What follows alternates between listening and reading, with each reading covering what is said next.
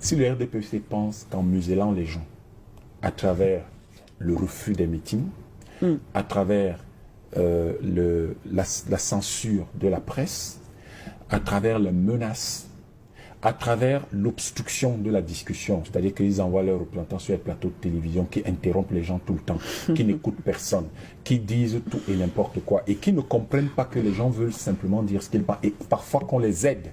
Parce que notre pays, nous autres, par exemple les panafricanistes, l'idée n'est pas de leur couper la tête, mais l'idée c'est de voir comment on peut même leur donner des outils pour que nos pays arrivent à leur souveraineté et sortent de la domination occidentale. S'ils continuent à faire ça, je veux qu'ils sachent qu'il y a des voies de recours judiciaires qui permettent de régler ça. Et je veux qu'ils sachent, eux, le RDPC, que cette façon de faire, demain, ils le regretteront. Pourquoi? Le peuple qui est là dehors, ne croyez pas qu'il est dupe.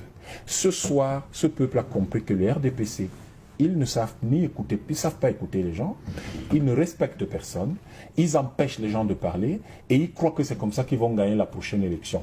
Et vous, la chaîne de télévision qui les invitait, je crois que vous devez faire attention parce que vous allez tuer vos émissions. Non. Mise au point. Personne n'a le droit de couper la parole aux autres.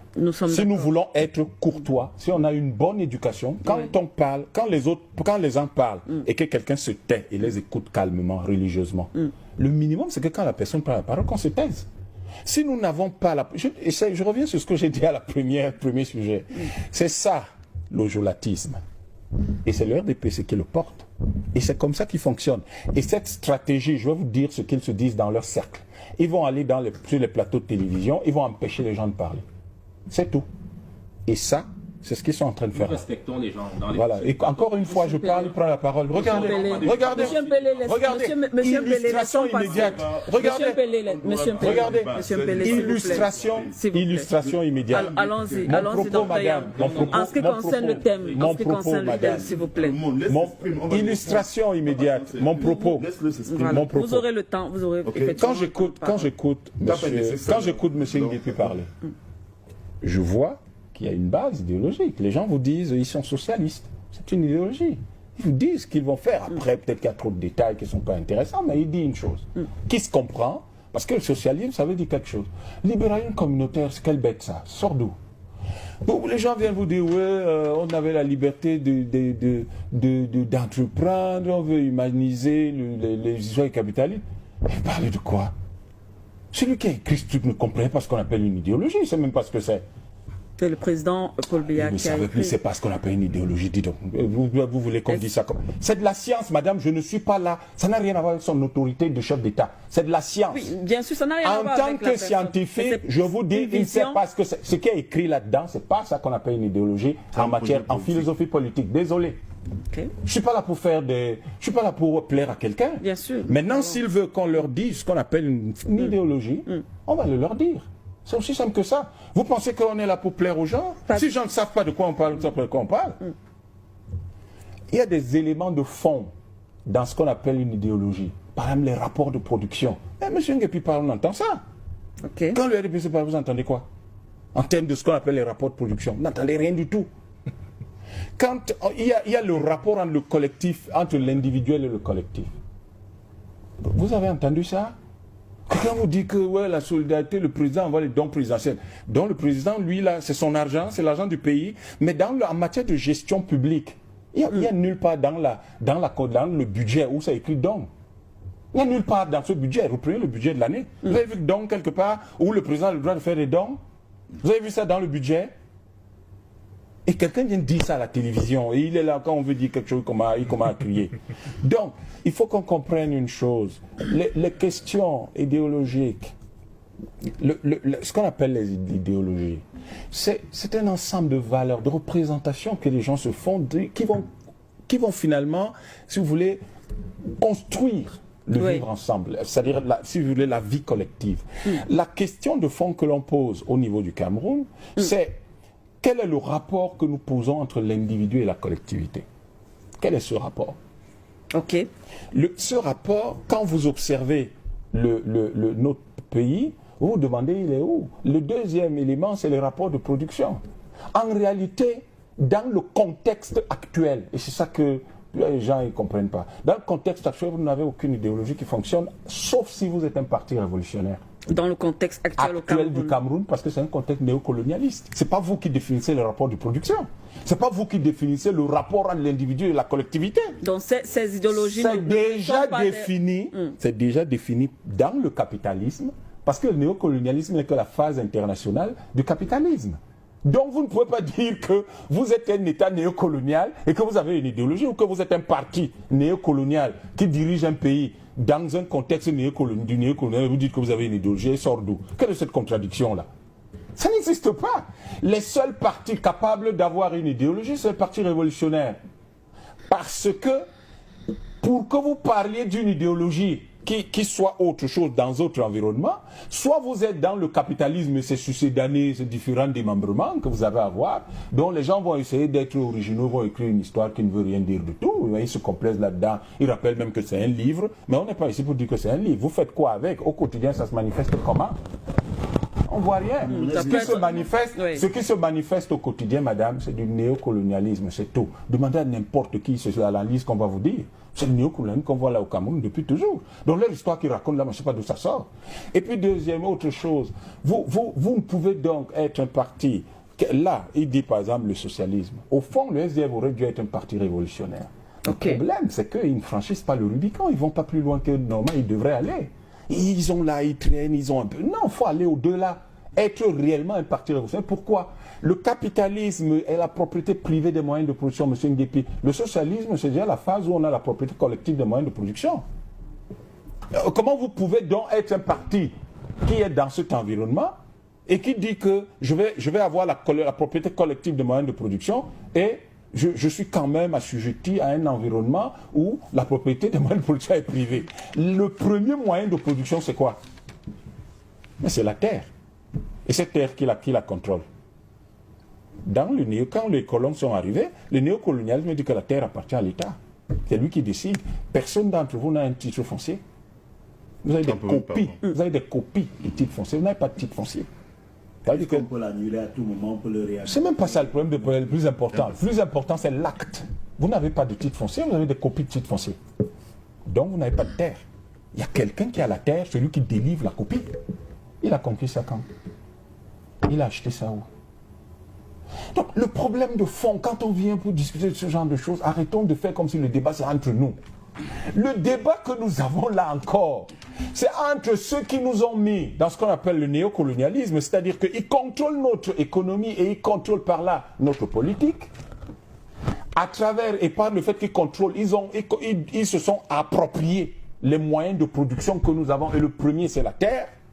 Et ils ont mis en place un système où, généralement, les moyens de production sont privés. Et là, vous essayez, M. Nguepi, de dire oui, on va essayer de dire que les gens vont participer à ça et que les gens vont avoir de messes. Il ne faut pas qu'il y ait un grand écart. Oui, il faut quand il y ait un équilibre. Ce n'est pas une question d'équilibre, c'est pas ça.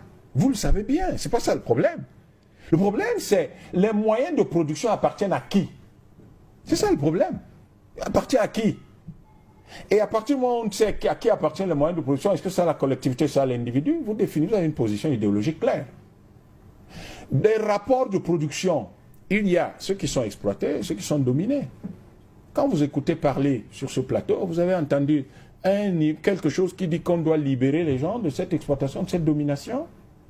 Mais pas du tout. Les gens vous disent clairement que non, on va continuer à rester là. Quand il y a des problèmes, bon, il y a des dons présidentiels qui vont le régler. Donc on continue à maintenir les gens sous la domination. Vous dites que il y a des choses qu'on dit, on vient vous dire, bon, une idéologie, oui, voilà, bon, moi j'ai entendu les MRC, je crois que vous auriez pu faire quand même davantage, parce que quand je vous écoute, la question c'est, quel est votre positionnement clair? Vous êtes socialiste, vous êtes libéraliste, vous êtes quoi? Fédéralisme, nationaliste, ce sont des succédanés du capitalisme. Et tout ce qui est fédéralisme, le nationalisme est à peine le premier pas vers quelque chose qui peut aller dans le sens d'un parti révolutionnaire. Et je vous le dis encore, aujourd'hui, quoi qu'on dise, quoi qu'on essaye de faire, c'est que en Afrique, ce qui marche aujourd'hui, ce qui peut sortir nos peuples de la misère, jusqu'à aider ceux qui sont là, dans le colonialisme, néocolonialisme, et qui sont englués là-dedans et qui ne veulent pas l'accepter, alors que le fait est là, et qu'il faut qu'ils aillent relire un peu Kwame Nkrumah. C'est écrit, c'est clair là-dedans. Qu'ils lisent un peu Samir Amin, on va leur expliquer ça. Donc ces choses-là, le problème que nous avons aujourd'hui, c'est de dire à nos partis politiques, il faut être très précis sur cette question.